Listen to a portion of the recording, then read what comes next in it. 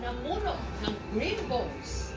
Marami na ngayon ang naniniwala sa kahalagahan ng pagiging mabuti, hindi lang sa sarili, kundi lalo na Reminder talaga na mga kalimot, yung kabutihan, maski maging mabuti. Thank you, Dennis. Thank you rin po, ma'am. You deserve Salamat it. po.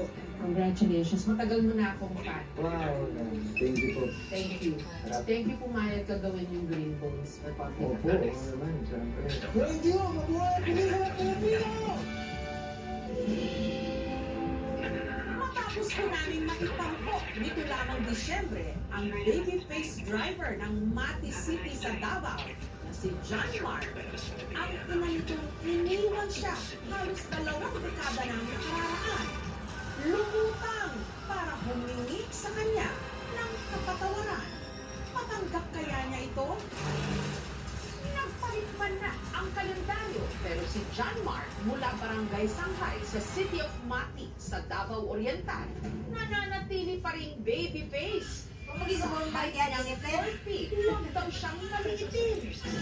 Maliit na bulas man daw kasi kayang-kaya naman ni John Mark umakyat at magmaneho ng truck.